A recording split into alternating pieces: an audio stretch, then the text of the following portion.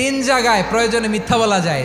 এক নাম্বার, আপনার ওয়াইফকে খুশি করার জন্য, সে একটু এরকম না বলে একটু কৌশল করে বললে খুশি হবে, ওটা বলা যায়। দুই নাম্বার, জীবন মরণের ব্যাপার, যান বাঁচানোর জন্য একটু কৌশল করে ঘুরিয়ে বললেন, এটা জায়েজ। তিন নাম্বার, দুইজন ঝগড়া লাগছে তাদেরকে মিলিয়ে দেওয়ার জন্য কৌশল করে একটু মিথ্যা বলা, ঘুরিয়ে বলা যায়। দুইজনের মধ্যে দেখলেন যে সম্পর্ক খারাপ, একজনরে বললেন, ভাই সে তো ওই দিন আপনার ব্যাপারে অনেক প্রশংসা। কি আমার ব্যাপারে প্রশংসা? কি বললো? এই বললো আপনি নাকি এই করছেন ওই করছেন, অনেক প্রশংসা। লোকটার মন খুশি হয়ে যাবে তার ব্যাপারে, ঠিক কিনা?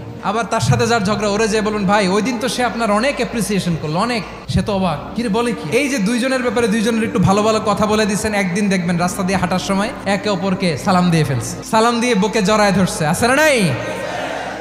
আবার মিলমিশ হয়ে গেছে। কিন্তু আমাদের স্বভাব হইলো, দুই প্রতিবেশী যদি একসাথে বসে একসাথে হাঁটে, দূর থেকে দেখলে আমাদের জলে, আছে না নাই? ঘটনা কি? এই দুইটার মধ্যে এত মিল কে? এই দুইটার মধ্যে গিরিঙ্গি লাগানো যায় কিভাবে? আল্লাহর কাছে তওবা করেন, এই মানসিকতার যেন আমরা না হয়, আমরা মিলিয়ে দিব।